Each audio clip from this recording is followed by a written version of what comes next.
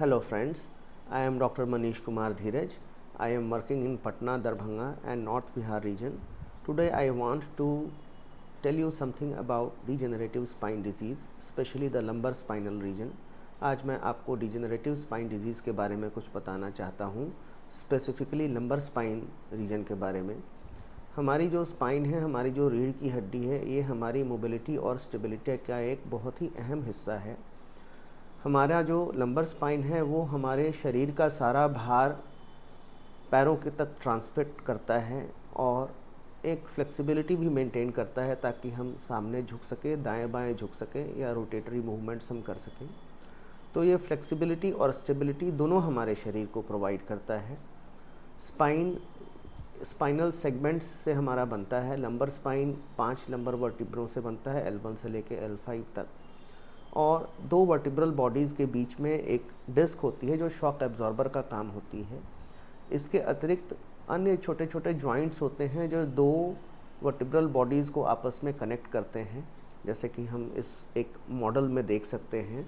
ये आपको vertebral body दिख रही है, ये डिस्क है, ये वाली जो है ये डिस्क है, ये वर्टिब्रल बॉडी है, ये डिस्क है, ये पीछे पोस्टीरियर स्पाइनल एलिमेंट्स हैं, ये लमाइना है, ये फैसेट जॉइंट है जो एक जॉइंट होती है, और इसके बीच में लिगामेंटम फ्लेवम होता है, और हमारी जो नर्व रूट्स हैं इस छेद से बाहर निकल के पैरों की तरफ जाती है। तो जैसे जैसे हमारी उम्र बढ़ती है, ये डिस्क जो कि एक जेल लाइक प्रॉपर्टी इसमें होती है, हाइड्रेटेड जेल एक की तरह ये बिहेव करता है, जिसके वजह से ये शॉक एब्जॉर्प्शन कर पाता है और ये हर्निएट नहीं होता है, बल्कि ये शॉक एब्जॉर्बर का काम करता है। परंतु जैसे जैसे हमारी उम्र बढ़ती चली जाती है, इसमें का जो वाटर कंटेंट है वो कम होता चला जाता है और ये अपनी जेल लाइक प्रॉपर्टीज़ को खोता चला जाता है।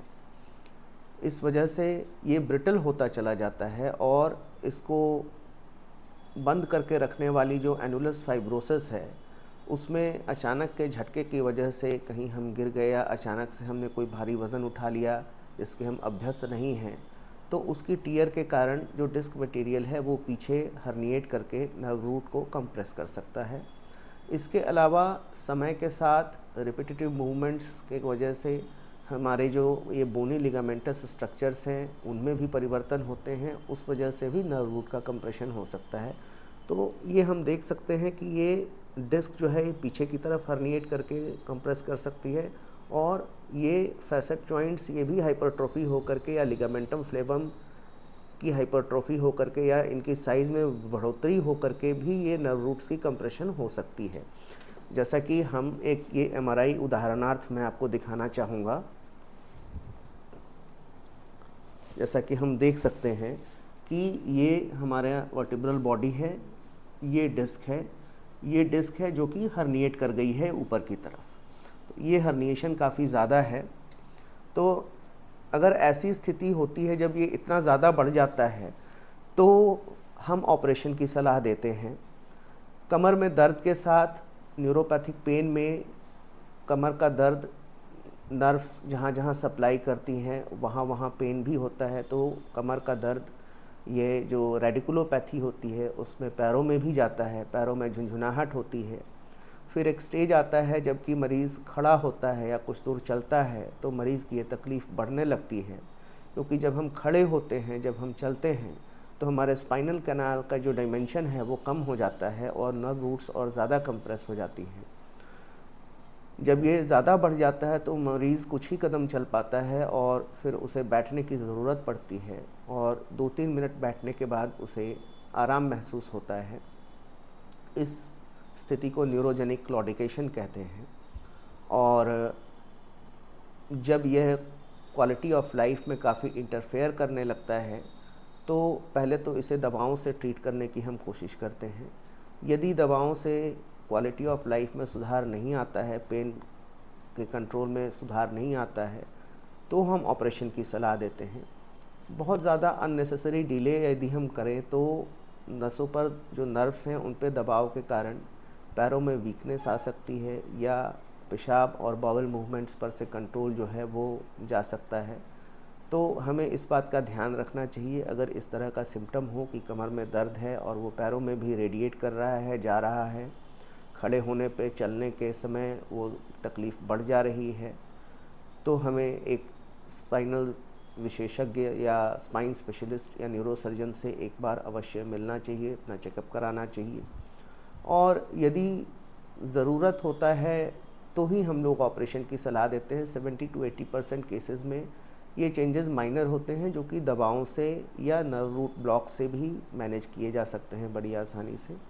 परंतु जैसा कि मैंने बताया, यदि पैरों में कमज़ोरी आनी शुरू हो गई है या पेशाब पर नियंत्रण रखने में दिक्कतें आ रही हैं, तब ऐसे केस में ज़्यादा देर वेट करना उचित नहीं होता है। तब हम जल्दी से जल्दी, जितना जल्दी संभव हो, ऑपरेशन करने की सलाह देते हैं।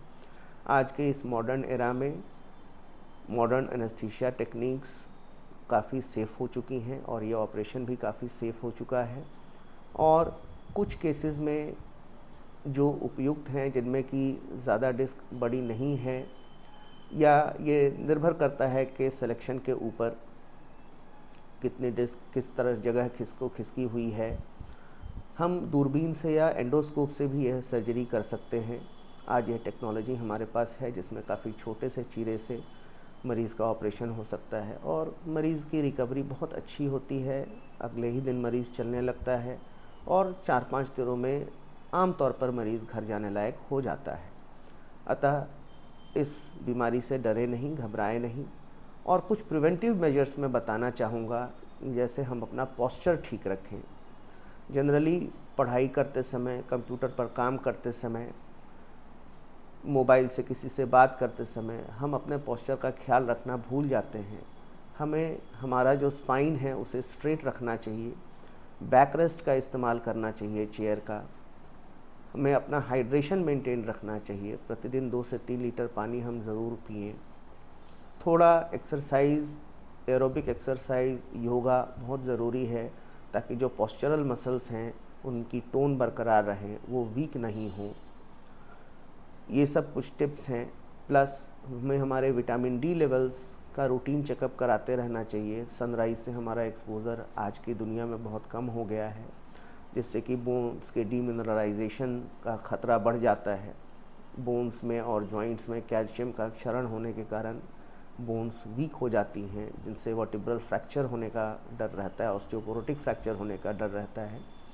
तो ये सब कुछ बातें हैं जो हमें ध्यान रखनी चाहिए, हमें हमारी स्पाइन के हेल्थ के लिए। और हाँ, बैलेंस्ड न्यूट्रिशन डाइट तो लेना बेहद ज़रूरी है ही है। Prevention is better than cure, इसी पर हमें अपना फोकस रखना चाहिए। अपने स्वास्थ्य का ख्याल रखिए, स्वस्थ रहिए, खुश रहिए। नमस्कार।